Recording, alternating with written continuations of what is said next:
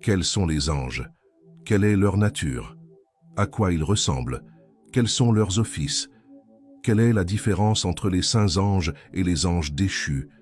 Quel est le bon endroit de la demeure de ces anges? Vous apprendrez également comment Satan dirige ses anges et comment il blasphème contre la nature de Dieu, ce qui a un impact sur la vie des hommes.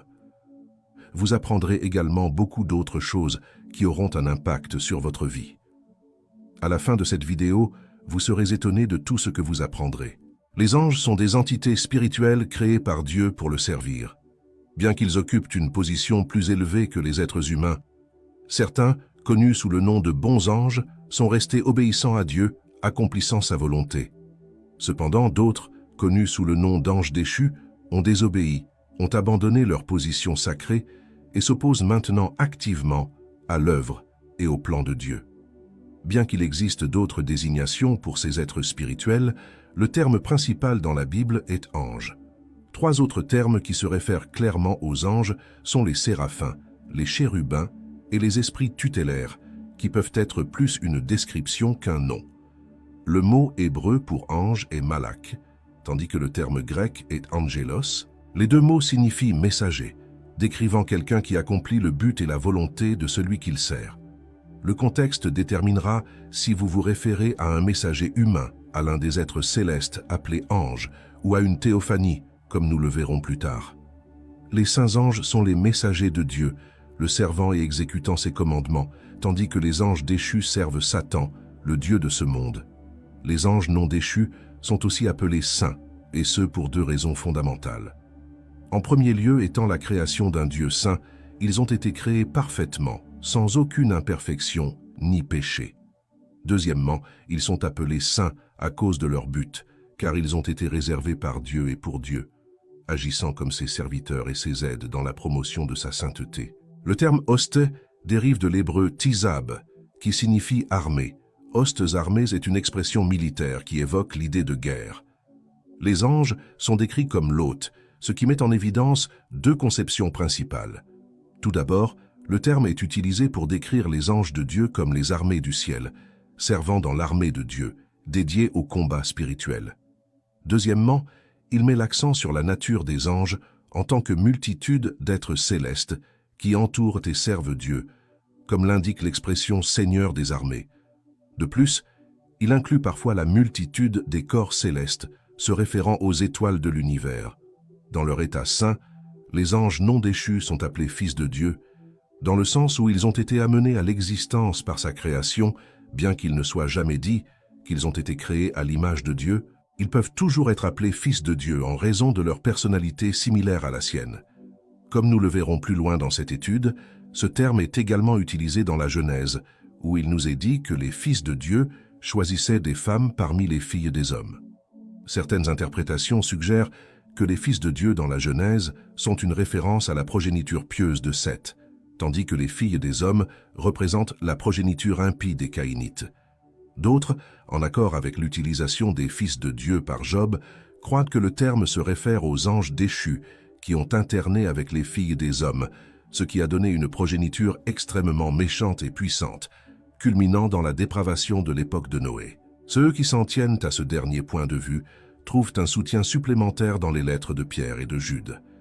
Voyons, car Dieu n'a pas épargné les anges qui ont péché, mais il les a jetés dans l'enfer, les enfermant dans des fosses obscures, afin qu'ils soient réservés pour le jugement. Et quant aux anges qui n'ont pas conservé leur position d'autorité, mais qui ont abandonné leur propre demeure, il les a gardés dans les ténèbres, liés par des chaînes éternelles, jusqu'au jugement du grand jour. Une deuxième difficulté se pose en ce qui concerne l'identité de l'ange du Seigneur dans l'Ancien Testament. Une analyse attentive des différents passages qui utilisent ce terme suggère qu'il ne s'agit pas d'un ange ordinaire, mais plutôt d'une théophanie, ou plus précisément, d'une christophanie, une manifestation éteinte de Yahvé. L'hypothèse selon laquelle l'ange du Seigneur est une christophanie est suggérée par le fait que les références claires à l'ange du Seigneur cessent après l'incarnation. Le fait que les anges sont des êtres créés distincts des esprits des humains décédés ou glorifiés est souligné dans le psaume 148. Dans ce psaume, le psalmiste appelle tous ceux qui sont dans les royaumes célestes y compris les anges, à louer Dieu. Les anges, ainsi que les royaumes célestes, sont explicitement reconnus comme des créations de Dieu. Bien que l'époque précise de leur création ne soit pas précisée, nous savons qu'ils ont été créés avant la formation du monde.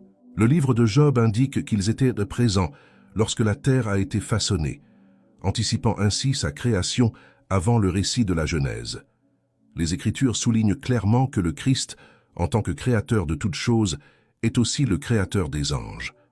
Les anges ont été créés simultanément en tant qu'hôtes ou compagnons. Contrairement à l'homme et au règne animal, qui ont été créés par pair, avec la capacité de procréer, les anges ont été créés comme un compagnon, une foule innombrable de myriades. Cette caractéristique est suggérée par le fait qu'ils ne sont pas sujets à la mort ou à l'extinction et ne se reproduisent pas. Contrairement aux humains, Hébreux 9 déclare qu'il est déterminé que les hommes ne doivent mourir qu'une seule fois et qu'ensuite le jugement suivra.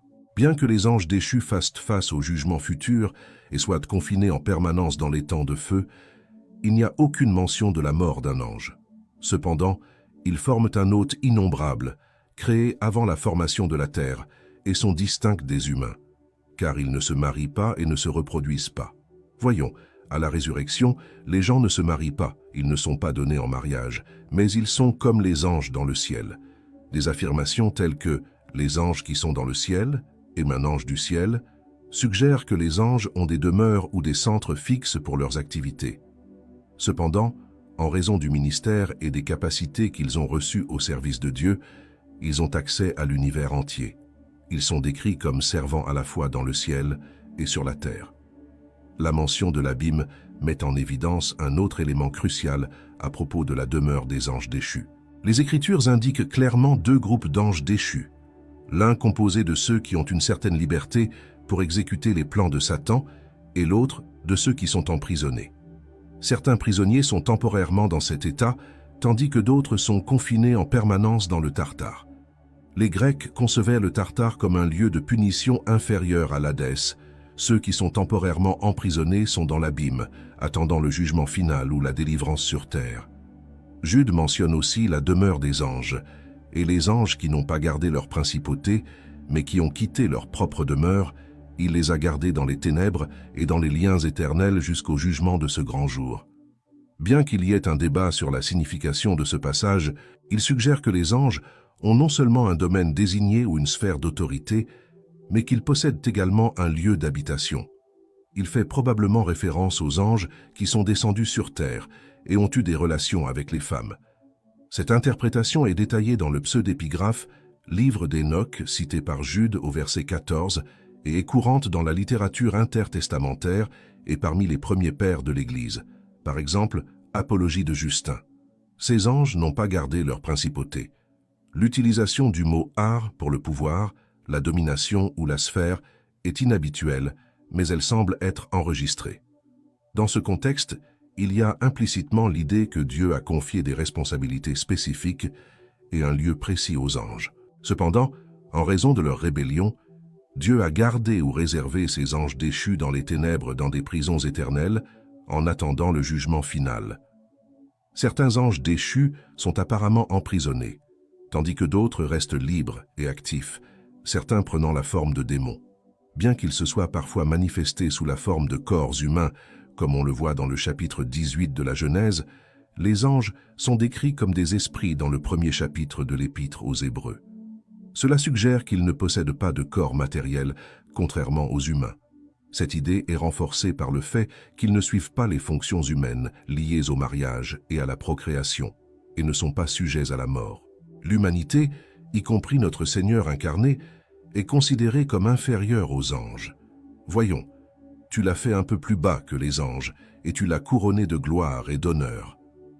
Les anges ne sont pas limités par les contraintes humaines, d'autant plus qu'ils sont incapables de faire l'expérience de la mort. Voyons, mais ceux qui sont jugés dignes de participer au siècle à venir et à la résurrection d'entre les morts ne se marieront pas, ne seront pas donnés en mariage, et ne mourront plus, car ils sont comme les anges, ils sont enfants de Dieu, puisqu'ils sont enfants de la résurrection. Bien que les anges possèdent une sagesse supérieure à celle des humains, elle reste limitée. Les anges ont un pouvoir supérieur à celui des humains, mais ils sont limités dans leur pouvoir, comme il est écrit dans Daniel chapitre 10. Cependant, les anges ont des limites par rapport aux humains, surtout à l'avenir. Ils n'ont pas été créés à l'image de Dieu. Ils ne participent donc pas au destin glorieux de la rédemption qui est disponible pour l'homme dans le Christ. À la consommation des temps, les rachetés seront élevés au-dessus des anges. Voyons, vous ne savez pas que nous jugerons les anges, et encore moins les choses de cette vie. Bien que les anges soient des êtres spirituels très puissants, ils ne sont ni omnipotents, ni omniscients, ni omniprésents. Ils ne peuvent pas être partout à la fois. Parce qu'ils sont des êtres spirituels, les anges restent généralement invisibles, à moins que Dieu n'accorde la capacité de les voir ou ne leur permette de se manifester. Dans des situations comme celle de Balaam, l'ange sur son chemin n'est devenu visible que lorsque le Seigneur lui a ouvert les yeux. De même, le serviteur d'Élisée ne pouvait pas voir l'armée des anges, jusqu'à ce qu'Élisée prie pour que ses yeux s'ouvrent. Comme le rapportent les Écritures, lorsqu'ils étaient aperçus, les anges étaient souvent confondus avec des hommes, car ils se manifestaient sous une apparence masculine. À certaines occasions, ils apparaissent d'une manière qui reflète la gloire de Dieu ou dans des vêtements brillants. Dans toutes leurs manifestations, les anges semblent prendre de vraies formes humaines, ne se présentant jamais comme des fantômes ou des animaux ailés. Parfois, ils sont décrits de différentes manières ou avec des manifestations singulières telles que les ailes ou les combinaisons de l'homme, de l'animal et de l'oiseau, comme on le voit dans Ézéchiel et Ésaïe. Cependant, ces représentations ne se sont apparemment produites que par des visions ou des révélations spéciales de Dieu, sans qu'un ange ne se soit littéralement manifesté sous cette forme. De plus, ils semblent toujours apparaître sous la forme de jeunes ou d'adultes, jamais sous forme de personnes âgées, peut-être parce qu'ils ne vieillissent pas ou ne font pas l'expérience de la mort. Bien qu'ils soient des êtres créés, ils ne sont pas divins, et leur culte est expressément interdit, comme l'est toute la création. Les anges sont sous l'autorité de Dieu et soumis à son jugement. Après une révélation donnée à Jean, l'apôtre se prosterna en adoration à 2 reprises, mais les anges le corrigèrent rapidement, déclarant qu'ils n'étaient que des serviteurs comme tout le monde devrait l'être. L'ordre donné à Jean était d'adorer Dieu. L'adoration des anges, ou de tout autre objet, détourne l'attention de l'adoration de Dieu en conférant des pouvoirs divins à l'objet d'adoration. Bien que les anges soient puissants et impressionnants à bien des égards, tout comme nous, ils sont simplement des créatures et des serviteurs du Dieu vivant, qui aspirent à notre adoration exclusive. Par conséquent, nous ne devons pas les prier, ni mettre notre confiance en eux, bien que Dieu puisse les utiliser pour répondre à nos besoins de diverses manières. Notre confiance doit être en Dieu, pas dans les anges. Ils exercent leur ministère sous ses ordres, sous son autorité et son pouvoir. Même lorsque les anges étaient des instruments d'aide ou de salut, les fidèles du Nouveau Testament reconnaissaient que c'était le Seigneur qui les avait sauvés. Dans le chapitre 27 des Actes, Luc raconte l'expérience de Paul avec un ange qui lui apportait un message de la part du Seigneur. Mais il n'y avait pas d'adoration de l'ange, au contraire, la foi de Paul était en Dieu qu'il servait. Voyons, cette nuit-là, l'ange de Dieu dont je suis et que je sers était avec moi, dit Paul. N'ayez crainte, il faut que tu comparaisses devant César. Et voici, Dieu t'a donné tous ceux qui naviguent avec toi. C'est pourquoi, homme, prends courage, car je crois en Dieu que cela arrivera exactement comme on me l'a dit. En discutant de leur invisibilité aux yeux humains, Schaffer offre un commentaire perspicace. L'une des raisons pour lesquelles les anges sont invisibles aux yeux humains, peut-être que s'ils étaient vus, ils seraient adorés. L'homme, enclin à l'idolâtrie et à l'adoration de l'œuvre de ses propres mains, résisterait difficilement à l'adoration des anges s'ils étaient devant ses yeux. L'Église de Colosse a dû faire face à l'invasion de faux enseignants qui enseignaient la fausse humilité et l'adoration des anges dans le cadre d'une méthode de spiritualité. Ces docteurs prétendaient avoir des révélations mystiques spéciales résultant de visions associées à leur culte des anges. À ce propos, Paul a écrit que celui qui se complaît dans la fausse humilité et l'adoration des anges ne demande pas le prix. Une telle personne raconte ses visions en détail et son esprit charnel la rend fière. Ceux qui essaient d'imposer de telles pratiques sont décrits comme prenant plaisir à la fausse humilité et à l'adoration des anges. Le contexte suggère que ces gens essayaient d'imposer ces pratiques aux Colossiens dans l'espoir de les empêcher d'obtenir leur prix. Cette approche était démoniaque, car elle cherchait à usurper la position prééminente et la suffisance de Christ en tant que Sauveur et Seigneur. L'Église de Colosse a dû faire face à l'invasion de faux enseignants, qui enseignaient la fausse humilité et l'adoration des anges dans le cadre d'une méthode de spiritualité. Ces docteurs prétendaient avoir des révélations mystiques spéciales résultant de visions associées à leur culte des anges.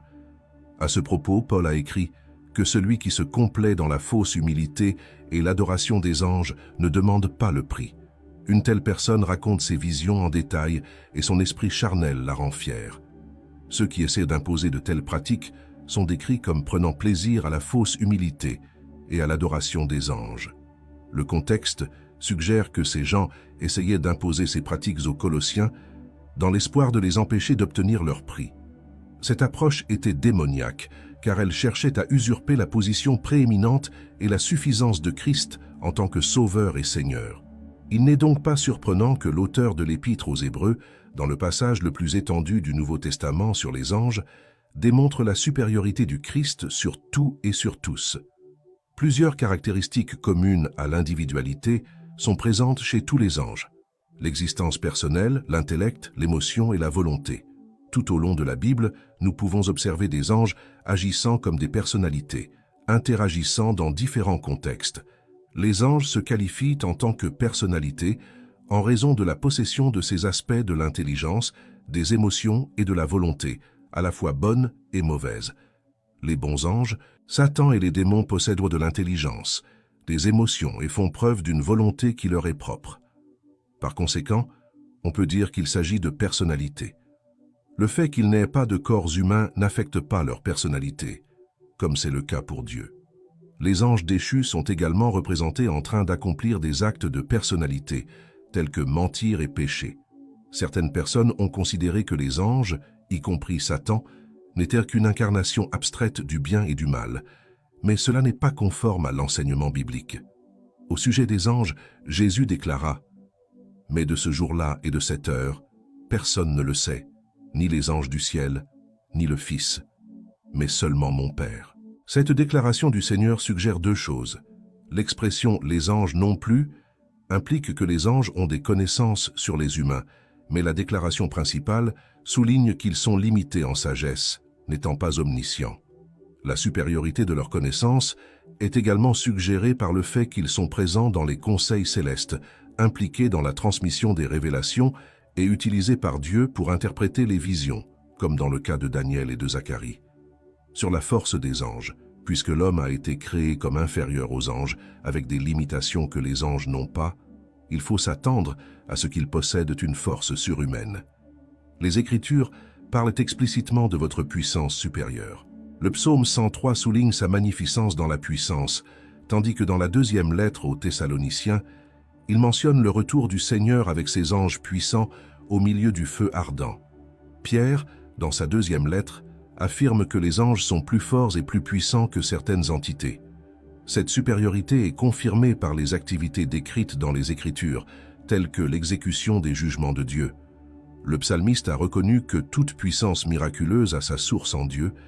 Bien que les anges accomplissent des œuvres puissantes, elles dérivent toujours de Dieu. En tant que créatures angéliques, ils sont soumis aux limitations de leur nature créée. Malgré leur puissance, ils ne sont pas omnipotents. Même Satan, un ange déchu, est obligé d'agir avec ses pouvoirs angéliques, avec la permission de Dieu, comme nous l'apprenons dans le livre de Job. Bien que tous les anges aient été créés à l'origine comme des êtres saints et sans péché, une rébellion menée par Satan s'est produite en raison de leur propre beauté. Il chercha à s'élever au-dessus de Dieu, fomentant une révolte qui emporta avec lui un tiers des anges. Voyons, sa queue traîna avec lui un tiers des étoiles du ciel, les précipitant sur la terre. Cette chute est peut-être décrite dans Ésaïe et Ézéchiel, se référant figurativement aux rois de Babylone et de Tyr, prophétisant un futur conflit angélique. À mi-chemin de la tribulation, Jean a écrit « Alors il y eut une bataille dans le ciel. Michaël et ses anges ont combattu le dragon, et le dragon et ses anges ont riposté, mais ils n'ont pas prévalu. » Bref, il y a de bons anges et de mauvais anges. Nous pouvons en déduire que les anges qui ont péché l'ont fait en pleine connaissance des implications, choisissant l'autodestruction. Ils ont consciemment péché irrémédiablement, sans possibilité de rédemption. D'autre part, il semble que les saints anges, confrontés aux mêmes dits éthiques et possédant la même capacité de choix donnée par Dieu, soient restés et aient été confirmés dans leur état de sainteté. Ils n'ont jamais connu le péché, comme on le voit dans l'Apocalypse et dans de nombreux autres passages. Le chef de ces anges déchus, également appelé démon, est Satan. En tant que chef de ces anges impies, Satan est caractérisé comme un menteur, un meurtrier et un voleur. En tant que grand antagoniste de Dieu, il nourrit de la haine pour Dieu et son peuple, rôdant comme un lion affamé, cherchant qui dévorer à travers ses plans infâmes. En tant qu'être angélique, Satan, avec ses anges démoniaques, possède un pouvoir et une splendeur surnaturelle, employant toutes ses ressources contre l'humanité. En plus d'être un menteur, un voleur et un destructeur, l'une de ses principales caractéristiques est la tromperie. Jean le décrit comme celui qui trompe le monde entier par la ruse. Il se déguise en ange de lumière. À la lumière de cela, l'apôtre Paul met en garde. Il n'est pas surprenant que ces ministres se déguisent en ministres de la justice. Bien que la révélation biblique sur l'organisation des anges soit limitée, elle offre des indices d'une hiérarchie dans le monde angélique. Il est suggéré qu'ils s'organisent en différentes classes, ordres et positions. Cela est déduit du titre de Michel en tant qu'archange ou chef des anges, et plus tard dans Daniel, où il est appelé l'un des principaux princes. D'autres classes et ordres sont suggérés par les termes utilisés en référence aux anges dans l'épître aux Éphésiens. Les Écritures mentionnent l'assemblée et le conseil des anges. Voyons, les cieux louent tes merveilles, Seigneur, et ta fidélité dans l'assemblée des saints, car qui dans le ciel peut se comparer au Seigneur? Qui, parmi les êtres célestes, ressemble au Seigneur dans l'assemblée des saints? Dieu est redoutable plus que tous ceux qui l'entourent. Des classifications gouvernementales